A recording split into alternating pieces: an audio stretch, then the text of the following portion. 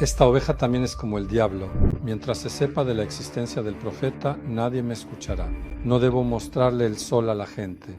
Como si los profetas no hubieran vivido en la historia, ha dado un zarpazo y ha derribado al lobo. Este pueblo judío no cayó del cielo. ¿Acaso Moisés, la paz sea con él, vivió o no vivió? Nosotros decimos David. Ellos dicen David. Nosotros decimos Suleimán. Ellos dicen Salomón. ¿Quién duda de la vida de Aristóteles? Pero cuando se trata de un profeta, ¿acaso realmente vivió?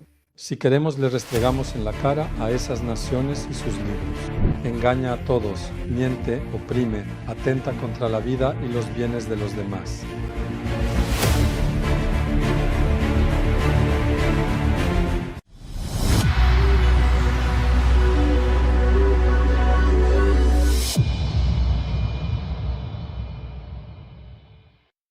Entonces, ¿los profetas fueron enviados solo para guiar espiritualmente a las personas? Por supuesto que no. Miren cómo expresó la necesidad y la verdad sobre este tema en una breve página en la que resumió la historia de la humanidad, en el maravilloso tafsir llamado Ishatul Ikaz, que el maestro Bediüt Zaman escribió en la línea de combate en Van durante la Primera Guerra Mundial mientras luchaba contra rusos y armenios, y que fue recibido con extraordinaria admiración y aprecio por todos los eruditos islámicos. El ser humano ha sido creado con una naturaleza asombrosa y delicada, distinguida y excepcional entre todos los animales. Debido a ese temperamento, a esa naturaleza, en el ser humano han surgido todo tipo de inclinaciones y deseos. Por ejemplo, el ser humano se inclina hacia las cosas más selectas. Desea cosas adornadas y hermosas. Quiere vivir con una subsistencia y un honor dignos de la humanidad. Debido a las exigencias de estos deseos, necesita de muchas artes para poder proveer de manera hermosa y adecuada sus alimentos, vestimenta y demás necesidades. El ser humano no fue creado para vivir solo en la cima de una montaña con solo un abrigo de piel, por lo que, al tener y sentir muchas necesidades, ha sido creado de manera innata para vivir junto a otros, intercambiar y satisfacer sus necesidades de forma mutua. Por ejemplo, una persona necesita un médico, necesita un ingeniero, necesita al tendero, necesita al frutero, necesita a un maestro de obras para construir una casa, necesita a un sastre, necesita a un zapatero, necesita a un educador, necesita a un herrero. Pero como no puede ser todas estas cosas a la vez, intercambia lo que obtiene como resultado del arte o la habilidad que posee con otra persona. Por ejemplo, si yo tengo manzanas y usted tiene huevos, yo le doy manzanas y usted me da huevos. Si yo tengo zapatos y usted tiene ropa, le doy los zapatos y recibo la ropa. Si yo tengo conocimientos de medicina y usted de ingeniería, intercambiamos nuestras habilidades resultantes de estas ciencias y así satisfacemos nuestras necesidades mutuas en la vida. Como la persona no domina todas estas habilidades, se ve obligada a colaborar con otros de su misma especie. Se ve obligado a actuar junto con otras personas, que cada uno, con el fruto de su esfuerzo y trabajo, ayude a su compañero mediante el intercambio y así puedan satisfacer sus necesidades. De este modo pueden suplir mutuamente sus necesidades. Sin embargo, la fuerza del deseo en el ser humano muestra ahora características y particularidades que el Creador del universo no ha otorgado a otras criaturas. El ser humano no es como la especie de las ovejas, no es como la especie de las hormigas, no es como la especie de las vacas o los bueyes, no es como la especie de los peces. En el ser humano, algunas capacidades y aptitudes innatas no han sido limitadas. La fuerza concupiscente, las fuerzas relacionadas con el deseo, las fuerzas relacionadas con el beneficio, la fuerza irascible, las fuerzas relacionadas con la ira y el enojo y la fuerza racional no han sido limitadas. Es decir, no se les ha puesto un límite innato. Si se fijan, no hacemos una clasificación así dentro de un rebaño de ovejas. Esta oveja es muy bondadosa, caritativa, una oveja como un ángel. Siempre acude en ayuda de todos. Es sabia y virtuosa. No come, da de comer, no se viste, viste a los demás. Es muy buena, como un ángel. Y esta oveja es como un demonio. Engaña a todos, los manipula, oprime, atenta contra sus vidas y sus bienes. Estafa a todos. Esta es muy mala. Como un demonio, una división así no se observa en otras especies fuera del ser humano. La naturaleza humana ha sido creada de una manera asombrosa, será sometida a una competencia, y para que el oro se distinga del cobre, el carbón del diamante, la especie humana, por el decreto de Allah desde la eternidad, será expuesta a una prueba.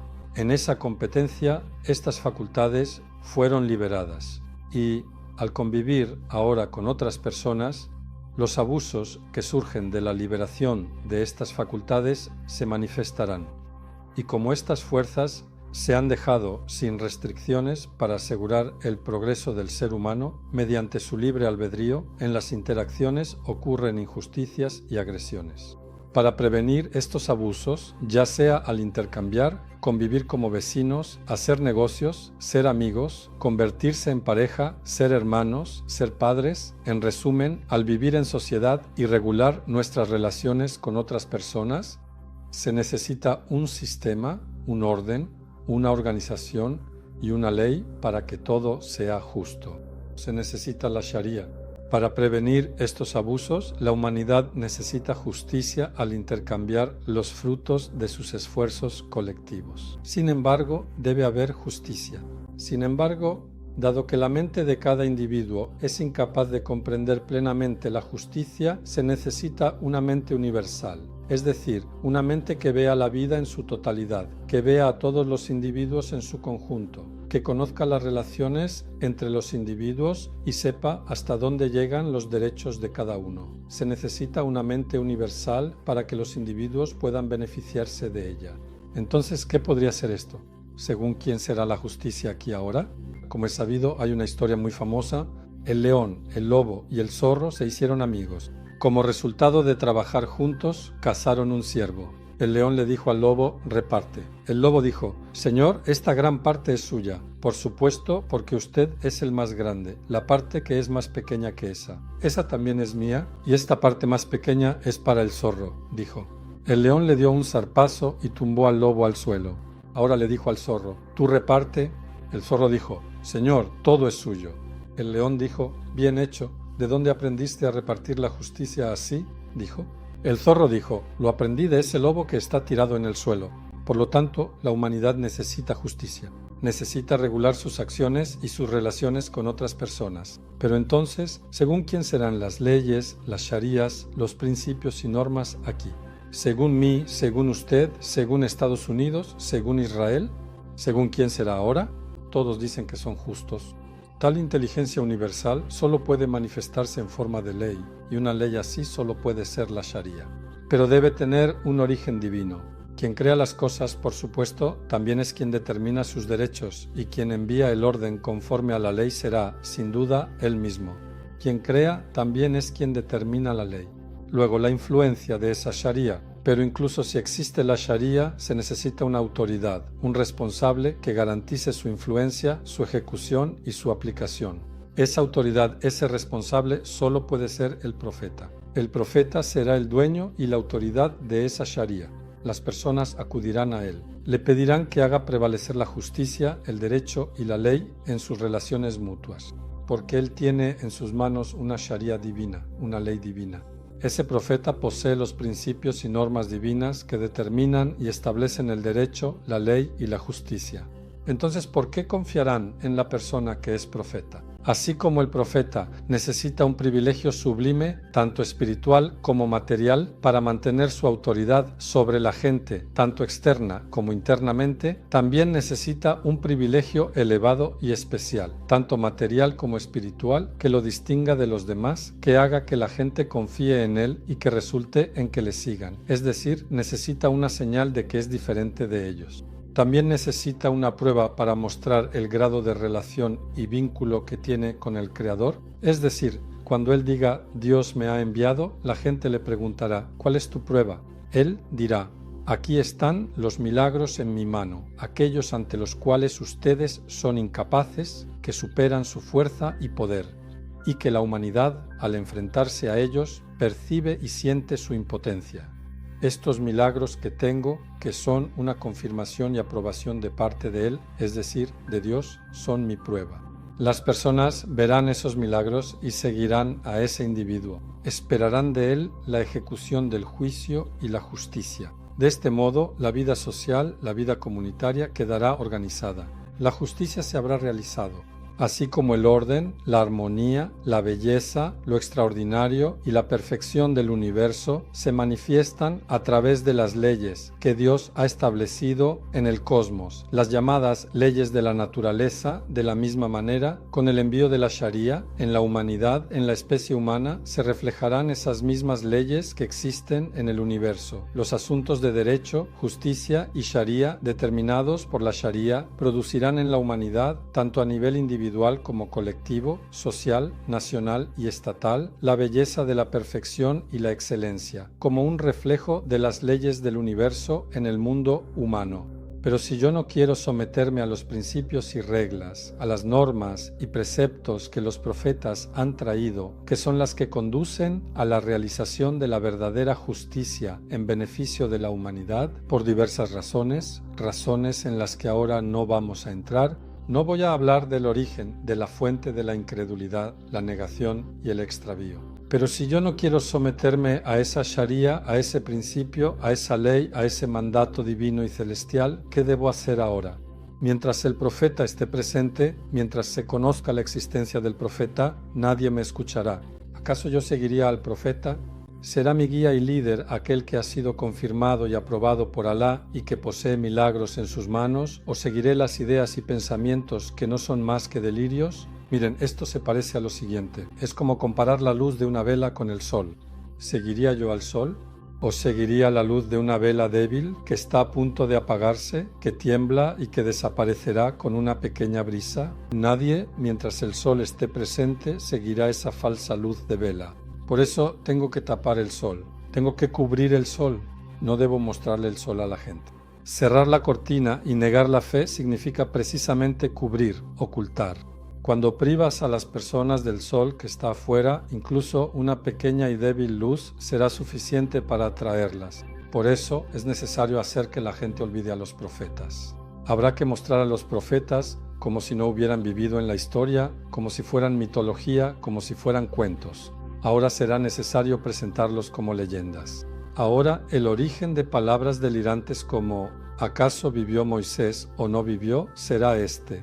Piensen, el pueblo judío actual, de millones de personas, ha existido en todas las épocas. Si retrocedemos en el tiempo, 100 años, 500 años, 1000 años, 2000 años, 3000 años atrás, en cada periodo estas personas existían. La Torá y los Salmos han existido en todas las épocas. ¿Cómo se puede negar esto? ¿Existen principios necesarios, también llamados principios fundamentales? Este pueblo judío no cayó del cielo. Ahora es necesario que tenga un inicio, una fuente, un origen. Cuando existe la Torá y hay millones de personas en cada época que toman sus principios, normas y vida como guía, ¿cómo se puede dudar de la existencia del profeta que representa su origen? Una persona que duda de esto no debería estar segura de la existencia de nada en el mundo, porque no hay otra noticia ni fuente que provenga con tanta fuerza como esa. La humanidad no tiene una noticia más sólida que la que proviene de los profetas. ¿Qué persona, si retrocedemos 1500 años, conocemos con más detalles sobre su vida que el profeta? ¿Qué persona, si retrocedemos 2000 años, conocemos con más detalles sobre su vida que Jesús, la paz sea con él? ¿Qué otra persona, si retrocedemos 3000 años, conocemos con tanto detalle sobre su vida como Moisés, la paz sea con él? Está el faraón. Y la razón por la que sabemos del faraón, la razón por la que se menciona, es precisamente su aventura, su contacto, su relación con Moisés, la paz sea con él. Si retrocedemos 4000 años, ¿qué otra persona, además de Abraham, la paz sea con él, conocemos con tanto detalle sobre su vida? Y fíjense, estas personas existen en cada pueblo, nación y geografía. Cada nación tiene relatos y leyendas sobre sus vidas, y de hecho, estos relatos siguen vivos y vigentes hasta hoy. Sus nombres siguen vivos. Nosotros decimos Ibrahim, ellos dicen Abraham. Nosotros decimos Dawud, ellos dicen David. Nosotros decimos Suleimán, ellos dicen Solomón. Nosotros decimos Mijail, ellos también dicen Mijail o dicen Micael. Nosotros decimos Daniel, ellos también dicen Daniel. Nosotros decimos Yusuf, ellos dicen Joseph. En fin, estos son pueblos diferentes, geografías diferentes, pero sus vidas y nombres siempre siguen vivos. ¿Y quién duda de la vida de Aristón? No hay nadie que dude de la vida de Sócrates, de Platón, de Hipócrates, de algún filósofo, de Marx o de Darwin. La vida de ninguno de ellos fue transmitida ni registrada con tanto detalle como la de los profetas. No hay duda sobre ellos. ¿Quién duda de la epopeya de Gilgamesh de los sumerios? Nadie duda. La enseñan en Bilkent. ¿Quién duda de la Ilíada? ¿No dudan? ¿La enseñan? ¿Quién duda de los troyanos? No dudan. Hacen películas sobre ellos, pero cuando se trata de un profeta, la cuestión es si realmente vivió, si realmente existió. Cuando hay tantas obras suyas, cuando la existencia de tantas personas que le siguen aún continúa como prueba de su existencia, cuando sus libros están a la vista, a quienes intentan sembrar dudas sobre esos profetas, les mostramos a esos pueblos y sus libros en la cara. Esos pueblos, esas naciones, esos libros no pueden ser negados, y por lo tanto su existencia tampoco podrá ser negada. Sí, ahora si quieren, echemos un vistazo a la Sharia que trajo el profeta. La paz y las bendiciones sean con él.